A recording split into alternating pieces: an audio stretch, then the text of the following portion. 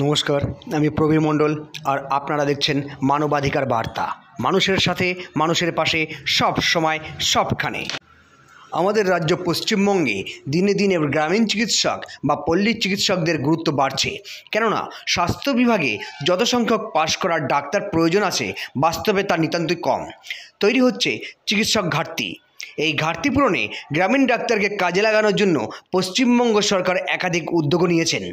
এই পল্লী চিকিৎসক বা গ্রামীণ চিকিৎসক প্রাথমিক চিকিৎসা যাতে দিতে পারে, সেই সব গ্রামীণ চিকিৎসকদের একটি সংগঠন বিভিন্ন পঞ্চায়েত স্তর থেকে শুরু করে রাজ্য স্তর পর্যন্ত গ্রামীণ চিকিৎসক নিয়ে জেলা তথা রাজ্য কমিটি তৈরি করার পক্ষে একটি আলোচনা সভার আয়োজন করেছে progressive rural medical practitioners welfare association. এই সংগঠনের মূল বক্তব্য ছিল আরও বেশি করে সাধারণ মানুষকে পরিষেবা প্রদান করা। একটা পরিচিতি পেয়েছে, তার জন্য স্পেশালি ওনাকে ধন্যবাদ। যিনি আছেন ওই কোনায় বসে, উনি দিয়ে করেছেন।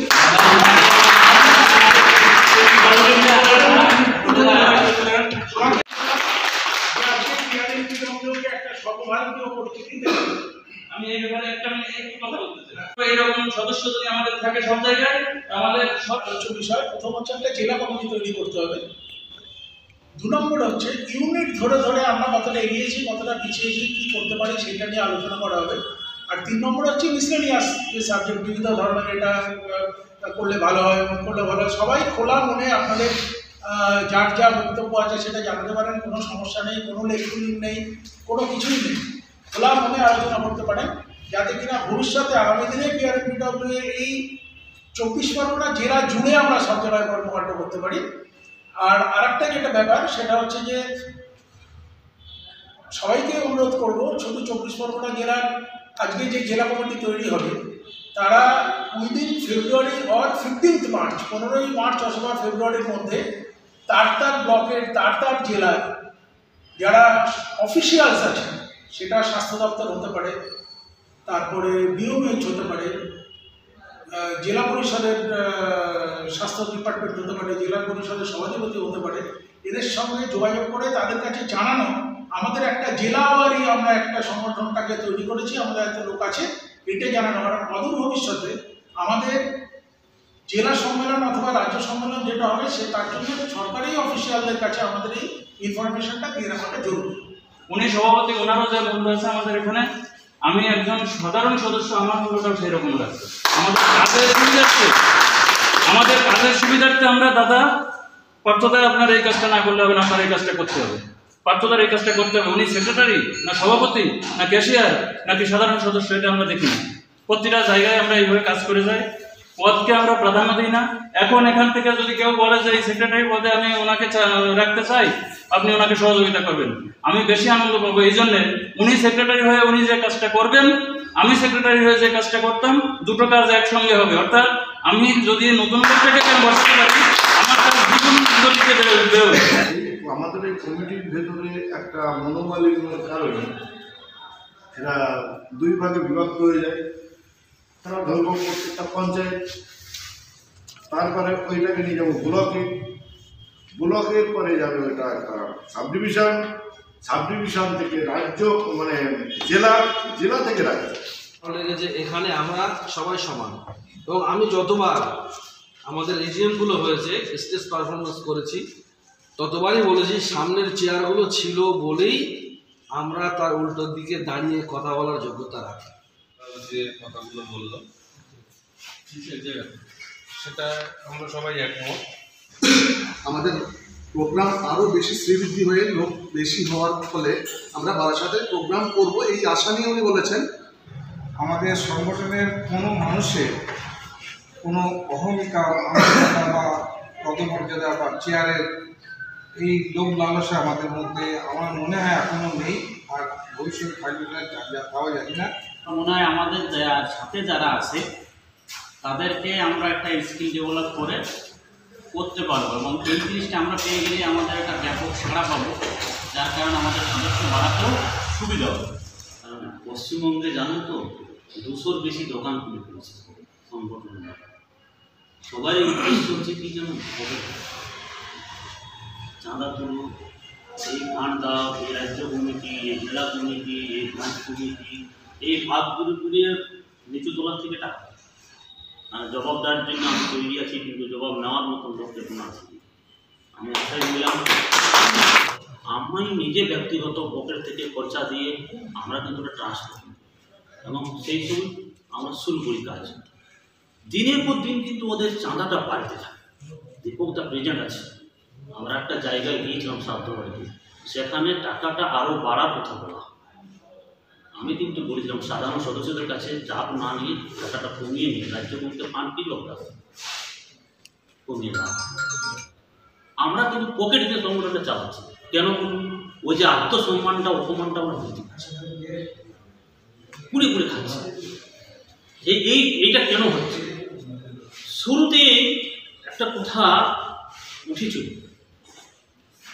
কিছু কিছু দেখবেন ইউনিট খুব অ্যাক্টিভ, ইউনিট একটু ধীরে চলে, কিছু কিছু ইউনিট দেখে চলে। পারফরমেন্স সবার ক্ষেত্রে হয় না, বল একজনই করে, কিন্তু বাকি সবাই খেলে বলেই বলটা হয়। আমাকে জানাই, আমি কিন্তু জায়গা করতে চাই দাদা এই ঘটনা করছে। আমাদের মধ্যে একটা ট্রেনিং প্রতিদিন প্রতি পদক্ষেপে এনাদের সাথে আমাদের একটা কি হচ্ছে না, এনারা কিন্তু একটা দায়িত্ব নিয়ে বলছিলেন যে আপনারা জেলাটা তৈরি করা দায়িত্ব। আমরা কিন্তু বলছিলাম আপনারা কি একাধিক 3টা ইউনিটকে এক জায়গায় দেখে 3টা ইউনিটের নির্ধারিত লোকজনকে নিয়ে একটা ট্যাবক কমিটি করে দেওয়া হোক এবং ডিউরিং একটা পিরিয়ড করে দেওয়া হোক, যে পিরিয়ডের মধ্যে আমরা জেলাটাকে ডেভেলপমেন্ট করে একটা জায়গায় আনতে পারি এবং তারপরে আমরা একটা সম্মেলন করি, জেলা কমিটির পূর্ণাঙ্গ নাম ঘোষণা করি। আমরা আমাদের আপনাদের progressive rural medical practitioners welfare association এই সংগঠনের পক্ষ থেকে আজকে একটি আলোচনা সভা আপনারা আয়োজন করেছেন, এর উদ্দেশ্য কী ছিল? নর্থ 24 পরগনা জেলার 11 জন কর্মকর্তাকে নিয়ে একটা অ্যাডহক কমিটি করা হয়েছে। আজকে সর্বসম্মতি সিদ্ধান্ত অনুসারে আমরা এই জেলায় এই সংগঠন দীর্ঘ 5 বছর ধরে কাজ করে আসছে, তার একটা জেলা কমিটির পূর্ণাঙ্গ রূপ আমরা দিতে চলেছি। তারই একটা সমস্ত কার্যকর্তাদের নিয়ে একটা সাধারণ সভা আয়োজন করা হয়েছে। আমাদের পশ্চিমবঙ্গের স্বাস্থ্য ব্যবস্থা যেই অবস্থা রয়েছে, সেক্ষেত্রে আপনারা যারা গ্রামীণ চিকিৎসক আছেন, কতটা ভূমিকা বা কতটা দায়িত্ব আপনাদের মধ্যে রয়েছে বলে আপনি মনে করেন?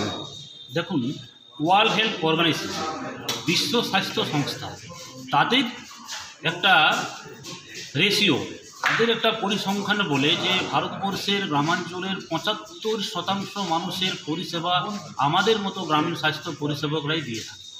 ও সেক্ষেত্রে পশ্চিমবঙ্গের যে সমস্ত প্রান্ততে সরকারি স্বাস্থ্য পরিষেবা পৌঁছায়নি এবং দিবারাত্রি যে জায়গাগুলোতে মানুষ পরিষেবা পায়নি, সেই সব জায়গাগুলোতে আমাদের সদস্যরা কিন্তু দিবারাত্রি পরিষেবা দিয়ে থাকে।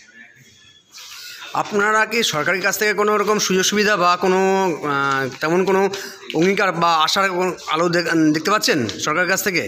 মাননীয় মুখ্যমন্ত্রী মমতা বন্দ্যোপাধ্যায় 2015 সালে আমাদের মতো গ্রামীণ চিকিৎসকদেরকে নাম নথিভুক্ত করেছিলেন এবং তার একটা ট্রেনিং 6 মাসের ট্রেনিং শুরু করেছিলেন। আজও প্রতি বছর এবং প্রতি মাসেই প্রায় কন্টিনিউ কিন্তু তার প্রশিক্ষণ চলে যাচ্ছে। আমরা এই সমস্ত প্রশিক্ষণ শিবির থেকে সরকারি ডাক্তারদের পরামর্শে অনেক কিছু জানতে পারছি, শিখতে পারছি এবং আমাদের মান উন্নয়নের বৃদ্ধি করছি। আপনাদের বক্তব্যে একটা কথা উঠে এসছে, সেটা হচ্ছে আপনারা বিভিন্ন জায়গায় ক্যাম্প করেন, তো এইখানে দেখা যাচ্ছে বা গ্রামাঞ্চলে প্রত্যন্ত গ্রামে বিশেষ করে অনেক মানুষ আছে যারা সরকারিভাবে বা বড় বড় ডাক্তার দেখাতে পারেন না আর্থিক সঙ্গতির কারণে, সেই ক্ষেত্রে আপনাদের ভূমিকা কী আছে? দেখুন, আমরা সামাজিক জীব, সমাজই হচ্ছে আমাদের কাছে শ্রেষ্ঠ। আমরা সামাজিক বিভিন্ন কাজকর্মের সাথে জড়িত থাকি, যেমন মেডিকেল ক্যাম্প, রক্তদান শিবির এবং বিভিন্ন ধরনের আরও যে সামাজিক কাজগুলো হয়, মেলার জায়গাতে স্টল দেওয়া, সাধারণ মানুষের সাথে অংশ নেওয়া, এগুলো আমাদের মধ্যে থাকে। সাধারণ মানুষকে আমরা পরিষেবা দিয়ে থাকি। আপনারা ইতিমধ্যে আলোচনার মধ্যেও বলেছেন আপনারা স্বঘোষিত ডাক্তার, তো সেই ক্ষেত্রে জনসাধারণ যদি আপনাদেরকে ডাক্তার বলে সম্মান জানান এবং তারা আপনাদের কাছে সেই পরিষেবা পান, তো আপনাদেরও তো সেই দায়িত্ব আরও বেশি করে বর্তায়, তাদের মানুষ আরও বেশি করে পরিষেবা দেওয়ার। বিশেষ করে অনেক ডাক্তার আছেন, বিশেষ করে পাশ করা যারা ডাক্তার আছেন, রাত বিরাতে ডাকতে গেলে বা সমস্যা পড়লে তারা উঠতে চান না বা পরিষেবা দিতে চান না। সেক্ষেত্রে আপনাদের কাছ থেকে সেই রকম পরিষেবা তারা কি পেতে পারে? দেখুন, যারা গ্রামীণ চিকিৎসা দিয়ে থাকে, গ্রামীণ চিকিৎসক দিবারাত্রি পরিষেবা দিয়ে থাকে, তাদের কিন্তু মানবিকটা আগে।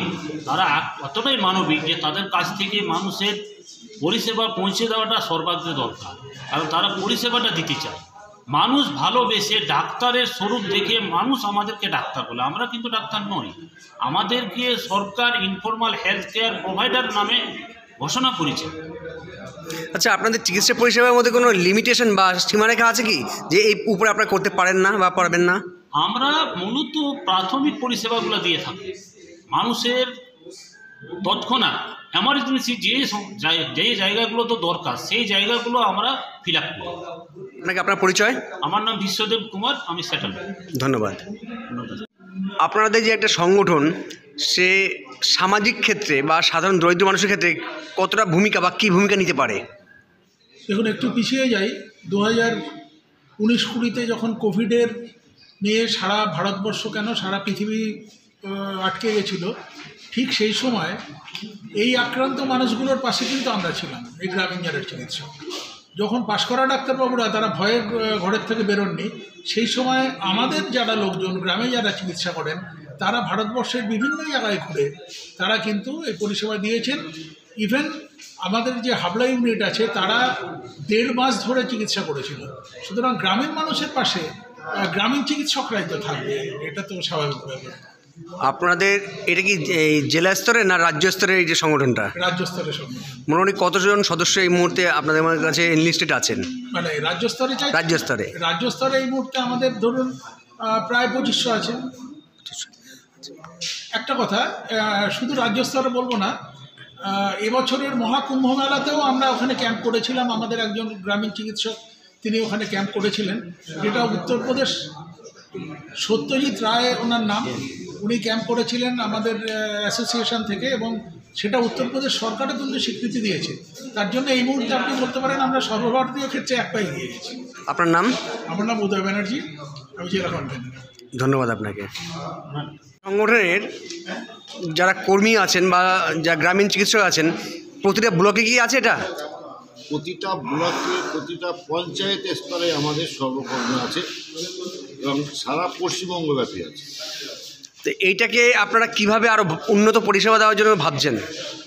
দেখুন, আমরা গ্রামীণ চিকিৎসক, গ্রামের সাধারণ মানুষের প্রতি আমরা দায়বদ্ধ। তারাই আমাদেরকে আজকে এই জায়গাতে প্রতিষ্ঠিত করেছেন। তাদের আপদ বিপদ থেকে সর্বদিক দিয়ে রক্ষা করা সম্পূর্ণ দায়বদ্ধতা আমাদের মতো গ্রামীণ চিকিৎসক, এটা আমরা ভালো থাকি। আপনার নাম? আমার নাম পরিতোষ ভট্টাচার্য, বর্ণনা। ধন্যবাদ। আপনারা যে চিকিৎসা করছেন, কোন কোন পরিষেবা মূলত আপনারা দিয়ে থাকেন বা কোন কোন বিষয়ের উপর আপনারা চিকিৎসা করেন?